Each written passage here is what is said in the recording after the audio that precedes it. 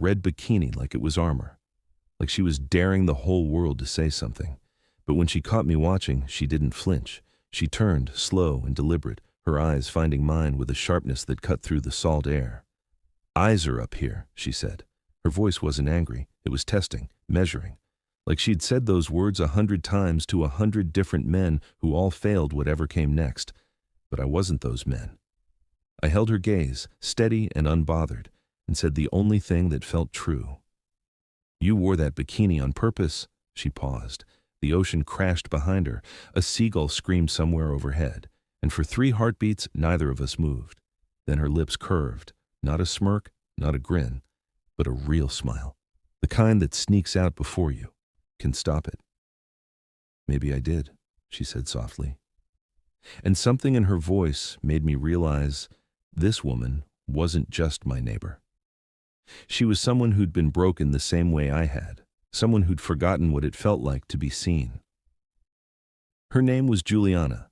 She'd inherited the cottage next to mine 6 months ago after her grandmother passed. She had a 6-year-old daughter named Lily who built sandcastles every morning. And she had walls around her heart so high I could barely see over them. But that smile, that one unguarded moment, told me everything. She wore that bikini on purpose, not for attention, not for validation. She wore it because someone had made her feel invisible. She wore it because she was trying to remember who she was before some man convinced her she wasn't enough. And when she smiled at my response instead of walking away, I understood something that changed everything. She wasn't looking for a man to save her. She was looking for a man brave enough to see her. That night, I sat on my porch with a glass of whiskey, watching the sun bleed orange and pink across the horizon. The ocean rolled in slow, lazy waves, and the air smelled like salt and something sweet, honeysuckle maybe, from the bushes between our cottages. I heard her screen door creak open. She stepped onto her porch with a glass of wine, her hair still damp from a shower, wearing an oversized sweatshirt that hung off one shoulder. She looked softer now, less guarded, but still careful. She glanced over at me, then looked away like she was deciding whether to acknowledge that I existed. I raised my glass toward her, didn't say a word. She hesitated. Then she raised hers back. And that was the beginning. She didn't come over that first night, but she didn't go inside either. We sat on our separate porches, 15 feet apart, listening to the waves and the crickets and the silence between two people who had forgotten how to start conversations. But the next morning, everything changed. I was walking along the shoreline, coffee in hand, when I heard a small voice call out behind me. Mister, wait!" I turned and saw her, Lily, 6 years old with wild curls and sandy knees and the biggest brown eyes I'd ever seen. She was running toward me, holding something in her cupped hands like it was the most precious thing in the world. "Look what I found," she said, breathless and beaming. She opened her hands and showed me a sand dollar. Perfect. Unbroken. The kind you search for your whole childhood and never find. "That's beautiful," I said, kneeling down to her level. "Do you know how rare those are?" She shook her head, her eyes wide. "Most of them break before they wash up on shore," I said. "But sometimes, if you're really lucky, the ocean gives you one that survived everything." Lily stared at the sand dollar, then back at me. "Can I keep it?" "It's yours," I said. "You found it." She grinned so wide I thought her face might split open. Then she turned and ran back toward the cottage, shouting, "Mommy, Mommy, look what the nice man said." I stood up and saw Juliana standing at the edge of their porch, watching. Her arms were crossed, but not in defense, more like she was holding herself together. Her eyes were soft, uncertain, like she was seeing something she didn't expect. I lifted my coffee cup toward her. A silent good morning. She didn't wave back, but she didn't look away either. And that was the moment I knew. This woman had been hurt in ways she hadn't told anyone. But somewhere deep inside, behind all those walls, there was still a part of her that wanted to believe. Over the next few days, I learned Juliana's routine without trying. She woke up early, before Lily, and sat on her porch with coffee, watching the sunrise alone. She wore that oversized sweatshirt most mornings, the one that hung off her shoulder, and she always tucked her hair behind her ear when she was thinking. Around 9, Lily would burst out the front door like a tiny hurricane, demanding breakfast and beach time and attention. Juliana would laugh, really laugh, and chase her daughter down the sand, and for those moments, she looked like a completely different person. But by noon, when Lily napped, the heaviness came back. She'd sit on her porch alone, staring at the water, her wine glass empty, her eyes somewhere far away.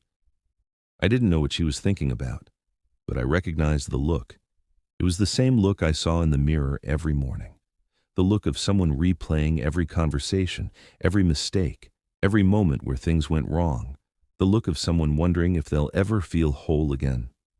One afternoon, I was fixing a loose board on my porch steps when Lily wandered over. "What you doing?" she asked, plopping down on the sand next to me. "Fixing a step," I said. It was wobbly. "Can I help?" I handed her a small piece of sandpaper. "You can smooth this. Edge for me." She took the task seriously, rubbing the sandpaper back and forth with intense concentration, her tongue poking out the corner of her mouth. "My daddy never fixed things," she said suddenly, not looking up. I kept my voice even. "No." "He said that's what other people were for," she paused. "Mommy fixes everything now." Something tightened in my chest.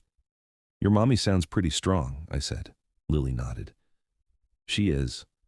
But sometimes she cries when she thinks I'm sleeping." I didn't know what to say to that. So I just kept working, and Lily kept sanding, and we sat in silence while the waves filled the space where words should have been. That evening, Juliana appeared at the edge of my porch. "Lily said you let her help with your steps," she said, her voice careful. "She's a good assistant," I replied, setting down my tools. "Very focused." Juliana almost smiled. Almost. She doesn't usually warm up to strangers. "Maybe I'm not a stranger anymore." She studied me for a long moment, her eyes searching my face for something I couldn't name. Then she tucked her hair behind her ear, that nervous habit, and said something I didn't expect. "Would you like to have dinner with us tomorrow?" I blinked. "Dinner?" "Lily's been asking about you." She paused. "And I make a decent pasta." I could hear the courage it took for her to ask, the way her voice caught slightly, like she was bracing for rejection, like she'd been rejected so many times she expected it now. "I'd like that," I said simply. She nodded once, quickly, like she needed to leave before she could change her mind. 7 o'clock. Don't be late." She turned and walked back to her cottage, and I watched her go, wondering what it must feel like to be so afraid of wanting something that you have to run away the moment you ask for it. But I also wondered something else. What had her husband done to make her this way? What kind of man takes a woman this beautiful, this strong, this full of life, and convinces her she's not enough? Dinner was chaos in the best possible way. Lily talked nonstop about seashells and sand dollars and a crab she'd seen that morning that was this big, Mr. Colby.